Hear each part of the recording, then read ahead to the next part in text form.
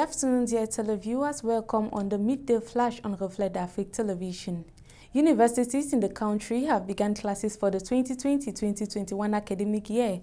In the University of Buea, the Vice-Chancellor has pointed out areas in the institution and student residential areas where security needs to be enforced.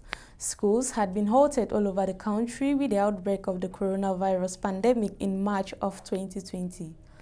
Examination classes had set in for the exams even though the school year was being cancelled. And still in Cameroon, Lazem Fuele Bala has been appointed as the new ambassador to the Republic of Congo. The appointment was done on Thursday, October 15 by a presidential decree signed by the head of state.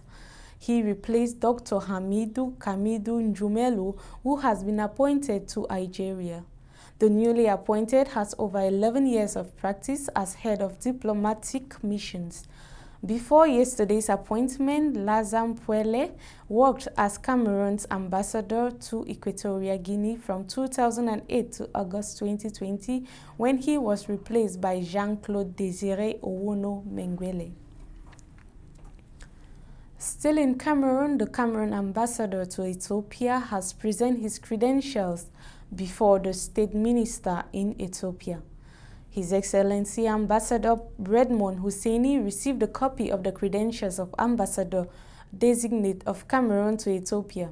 His Excellency Ewumbwe Monono Shoshil, Ambassador Redmond, expressed Ethiopia's deep sentiments to the long-standing relations with the Republic of Cameroon. He underscored that the two countries should further cooperate at a regional and international level for a better result.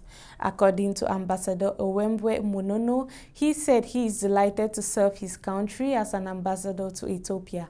He also noted that the two countries should exploit Ethiopian Airlines daily flight to Cameroon to explore economic opportunities between the two countries.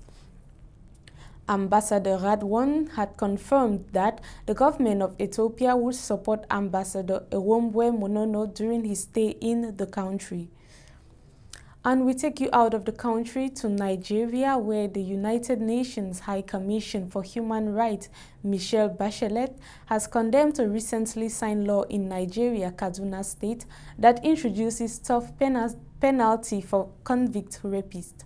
The law says male convict of raping a child under the age of 14 should be surgically castrated and given the death penalty.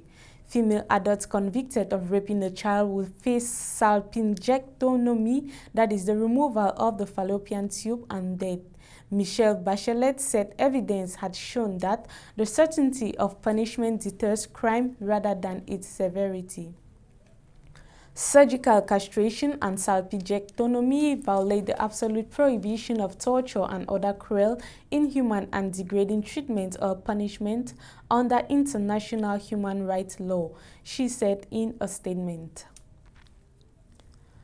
Still out of the country, Guinea's main opposition candidate Cellou Dalein Diallo arrived in the capital Conakry on Thursday ahead of this week's elections. The city had earlier resounded to the sound of car horns as supporters of President Alpha Condé, who is seeking a controversial third term on Sunday, whisked through the city in a motorcade.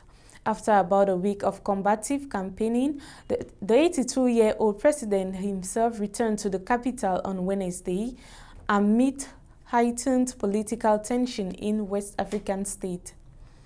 It is noted that Condé's re-election bid comes after a push through a constitutional referendum in March, which he argued would modernize the country, but which also allowed him to bypass a two-term limit for presidents.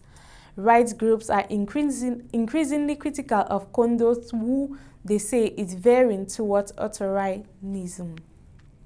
Ladies and gentlemen, this is the package we gathered for you for the Midday Flash on Reflect Afrique TV. Stay tuned for 7 p.m. news with me, Promise Fosso.